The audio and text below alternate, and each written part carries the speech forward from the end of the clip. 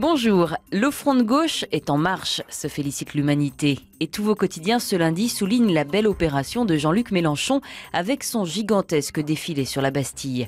Le candidat bouscule Hollande sur sa gauche, note Le Figaro. Avec cette démonstration de force, le journal souligne que des communistes pourraient venir renforcer un éventuel futur gouvernement Hollande. En tous les cas, pour Libération, Mélenchon a trouvé sa place, conforté par des dizaines de milliers de sympathisants réunis hier à Paris. Il faudra compter avec lui et ses électeurs qui n'ont pas hésité pour l'occasion à arborer des bonnets phrygiens et autres bouquets de mimosas. Magali, 50 ans, résume « On veut une république vraiment sociale qui s'occupe des pauvres et qui arrête de donner toute la place au fric ». Il y a 50 ans, les accords d'Évian mettaient un terme à la guerre d'Algérie. Le Parisien note l'absence de commémoration, que ce soit en France ou en Algérie.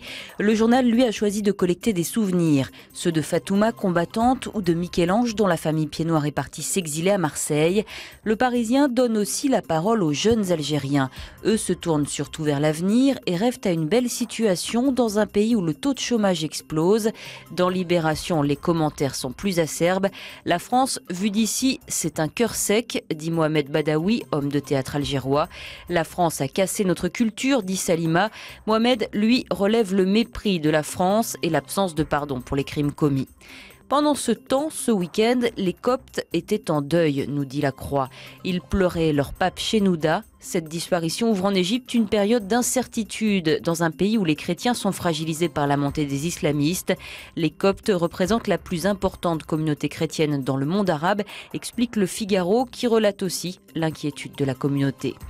À lire encore dans Le Figaro, le portrait du GI qui a assassiné 16 Afghans le 11 mars dernier. Engagé volontaire après le 11 septembre, il a fini par nourrir de la rancœur contre l'armée américaine, pas assez reconnaissante à ses yeux. Il avait été fier par le passé d'avoir sauvé des Irakiens, avait pour autant des problèmes de comportement, de violence. Les rotations étaient fréquentes, comme les allers-retours entre les États-Unis et l'Afghanistan. Ils auraient eu raison de son équilibre, tandis que sa femme ne parvenait plus à payer les traites de leur maison. On se quitte sur un dessin de Willem dans Libération. Il résume une campagne plutôt féroce. Bonne lecture et à demain.